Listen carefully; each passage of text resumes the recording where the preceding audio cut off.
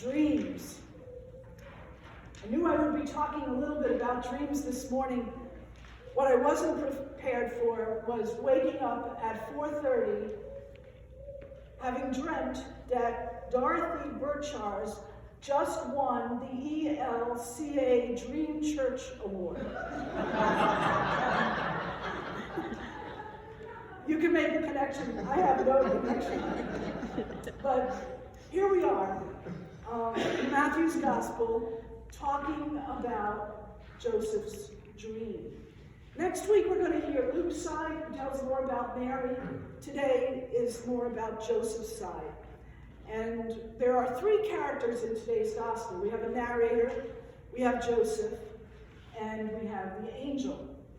And the narrator sets up the story for us. The narrator tells us that Mary and Joseph are engaged. And back in their day, to be engaged meant these two families came together and were setting up their young adult children to be married. And they were putting together a contract. And so it was during that year that that contract would be set up, legalized, and if anything happened during that year, that's when they would divorce. But if everything went well, then there would be a marriage feast, of course, at the end. So, the narrator then tells us that Mary is pregnant. She's found to be pregnant.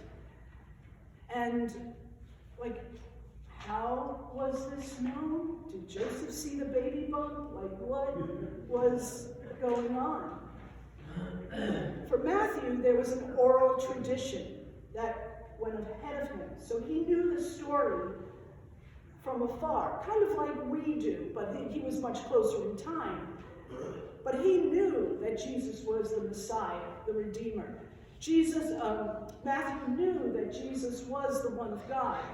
And so let us know that right at the beginning. Now, when Joseph found this out, that Mary was pregnant, because he was righteous, as the gospel says, he planned to quietly divorce Mary.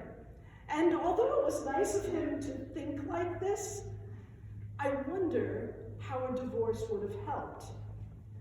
There was a baby on the way. How could a divorce remove the humiliation and the evidence of this baby born out of wedlock? So, in comes God, right? Through the messenger, the angel, right? Angels are messengers of God. And so, right away, that angel messenger gives us an indication of how Joseph was feeling. First words out of the angel's mouth were, "Joseph, son of David, do not be afraid." So we know right away, Joseph was feeling afraid. He might have been feeling angry, he might have been feeling sad, he might have been feeling disappointed. This was supposed to be a happy time. He was getting ready to get married. He loved Mary, and Mary loved him. And all of a sudden, everything was thrown on its head. And he was now thinking of divorce. And any of us who know anybody who has gone through a divorce, it's a broken time. It's a hard time. And it was at this point that I started to think about Luther's theology of the cross, that God finds us in those dark times, in those times of confusion and disappointment and misery. God finds us there and calls us out of that. And so if you can imagine God's voice in the voice of the angel in Joseph's dream. Joseph, this is big. I know. And I know you're grieving of all that you had and then all that you were looking forward to, and now it's crumbled right in front of you. Joseph, I know your head is spinning, and I know that you love Mary. But divorcing her is not going to help anyone. Let me suggest, marry her. This child is of God. You remember, you know your scripture. Isaiah promised that a young woman would conceive and bear a son, and will name him Emmanuel, God with us. Joseph, I hope this is not too big for you, but you, Joseph, are part of my plan. You are part of the plan from of old. Yes, you are my righteous one. I need you. I need your strength, your kindness, your goodness, your faith, and your love to enfold and embrace Mary. You think your head is spinning, Joseph? Imagine Mary. Now she needs you more than ever. Will you be part of my plan?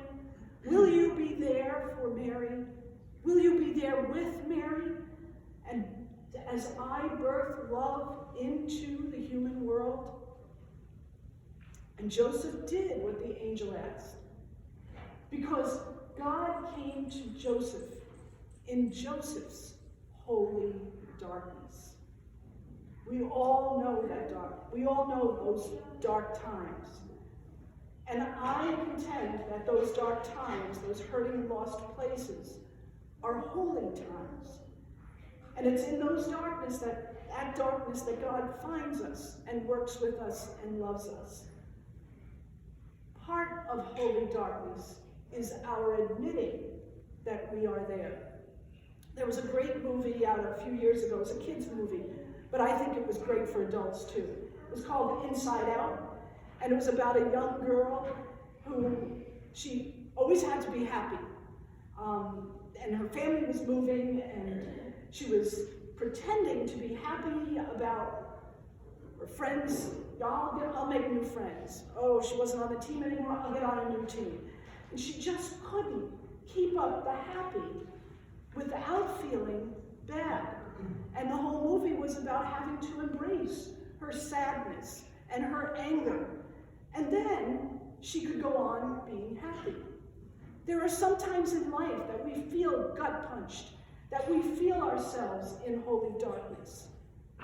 Have you ever gone to bed and you put your head on the pillow and a tear just escapes your eye and goes right down to the pillow? I imagine that happened to Joseph. He rested in his grief and disappointment, and he found in his holy darkness the presence of God so strong that when he woke up, his heart was filled with a reimagined dream. Yes, Joseph was able to dream once again. When we embrace holy darkness, we find God waiting and dreaming and loving us fully, giving us hope to fill our lives with. Joseph took Mary as his wife. He named the baby Jesus, which means God saves. And Joseph adopted Jesus into his lineage so that he would be part of that rich ancestry that Matthew talks about. And maybe all of life would not be easy, but Joseph trusted in God's plan. And we all know the story from here. God stayed with them and guided them and loved them. So if you're feeling badly this Christmas, if you're feeling alone, if you're missing people that you love, if you knew divorce this past year, if you knew the death of somebody that you loved this past year, if you're far away from those you love, if someone you love died recently, if you feel blue, accept holy darkness. Name that holy place for yourself and allow God to spend time with you, to heal you, to love you, and to get you dreaming once again. Like Joseph, name the God who is with you, Emmanuel, God with us. None of us can promise each other happiness and joy, but we can promise, because God has promised us, God's abiding love. A love so close and warm and healing the love of acceptance that we know through baptism, the love of forgiveness and guidance and healing that we know from the Word, and the love of nourishment through the Eucharist. The love, the deepest, richest love found in holy darkness, waiting to embrace us.